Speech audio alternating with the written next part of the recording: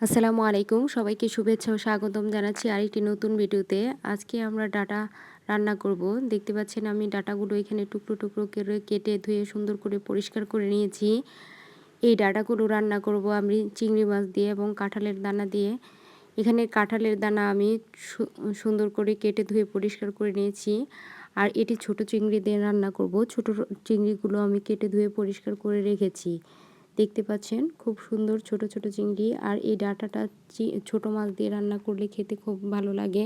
চুলায় একটি প্যান বসিয়ে দিয়েছি এবং প্যানে পরিমাণ মতো তেল দিয়ে দিয়েছি। তেল গরম হওয়ার জন্য অপেক্ষা করছি। গরম হয়ে আসলে এর মধ্যে পেঁয়াজ কুচি দিয়ে দিয়েছি। পেঁয়াজ কুচিটা আমি আগে থেকেই কুচি করে রেখেছিলাম। এখন একটি নেড়ে নিচ্ছি। স্বাদ মতো লবণ দিয়ে দিচ্ছি, সামান্য পরিমাণে আদা রসুন বাটা দিয়ে দিচ্ছি, দিয়ে খুব ভালো করে নেড়ে নিচ্ছি। সামান্য পরিমাণে পানি দিয়ে দিয়েছি, পানি দিয়ে আবার খুব ভালো করে নেড়ে অন্যান্য মশলাগুলো দিয়ে দিব। এখন দিয়ে দিচ্ছি শুকনো ঝালের গুঁড়ো পরিমাণ মতো, দিয়ে দিচ্ছি হলুদের গুঁড়ো পরিমাণ মতো, দিয়ে আবার একটু ভালো করে নাড়িয়ে নিচ্ছি। মশলাটা খুব ভালো করে কষানোর জন্য অপেক্ষা করছি। মশলা কষানো হয়ে গেলে এর মধ্যে আমি যে চিংড়িগুলো কেটে ধুয়ে পরিষ্কার করে রেখেছিলাম সেই চিংড়িগুলো দিয়ে ভালো করে নেড়ে নিব। দেখতে পাচ্ছেন খুব ভালো করে নেড়ে নিচ্ছি চিংড়িগুলো একটু কষানো হয়ে গেলে এখানে আমি যে ডাটার জন্য যেই দানাগুলো খুব ভালো করে কেটে ধুয়ে পরিষ্কার করেছি সেগুলো দিয়ে দিচ্ছি।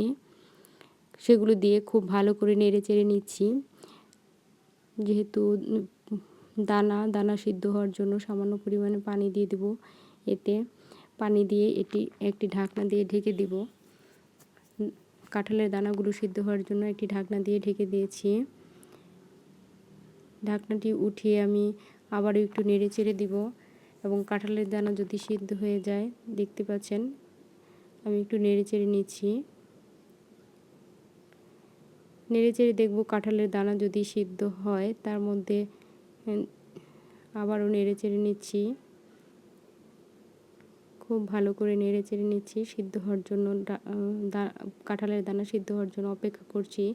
আর কাঁঠালের দানা দিয়ে এই ডাঁটাগুলো খেতে দুর্দান্ত লাগে।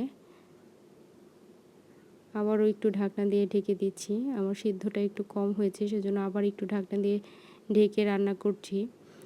দেখতে পাচ্ছেন আমার কাঁঠালের দানা সিদ্ধ হয়ে গেছে। এখন যে ডাঁটাগুলো কেটে ধুয়ে পরিষ্কার করে রেখেছিলাম সেগুলো এর মধ্যে দিয়ে দিচ্ছি এবং খুব ভালো করে নেড়ে চেড়ে নিব। মশলাটা যেন ডাঁটার গায়ে খুব ভালো করে মিশে যায়, সেজন্য খুব ভালো করে নেড়ে চেড়ে নিচ্ছি। নেড়ে চেড়ে আবারও একটা ঢাকনা দিয়ে ঢেকে দিব। দেখতে পাচ্ছেন মশলাটা খুব ভালো করে মিশে গেছে। আর এই ছোট ডাঁটার তরকারিটা এইভাবে খেতে খুব ভালো লাগে। এখন একটি ঢাকনা দিয়ে ঢেকে দিচ্ছি। ঢাকনা দিয়ে ঢেকে আবারও ডাঁটা এবং পুরো মশলাটা আবারও কষিয়ে নিচ্ছি। আর এটা আমি ভিজা ভিজা রান্না করব, অর্থাৎ অল্প পানি দিয়ে রান্না করব, খুব বেশি ঝোল করব না, একেবারে ভিজা ভিজে রান্না করব। ডাঁটাটা আমার সিদ্ধ হয়ে গেলে এর মধ্যে সামান্য পরিমাণে পানি দিয়ে রান্না করব। দেখতে পাচ্ছেন আমার ডাঁটাগুলো নরম হয়ে এসেছে। এখন সামান্য পরিমাণে পানি দিয়ে আবারও কিছুক্ষণ রান্না করব। খুব ভালো করে নেড়ে চেড়ে নিচ্ছি। দেখতে পাচ্ছেন আমার ডাঁটার কালারটা খুব সুন্দর এসেছে।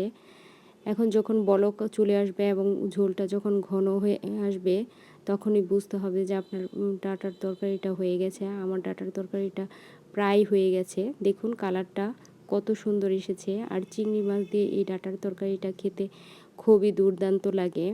আমি তো এরকম কচি ডাঁটা আনলে প্রায় সময় বাসায় এই চিংড়ি মাছ দিয়ে এরকম ভিজে ভিজে তরকারিটা রান্না করি অল্প পানি দিয়ে। আশা করি আপনাদের কাছে ভালো লেগেছে। ধন্যবাদ সবাই।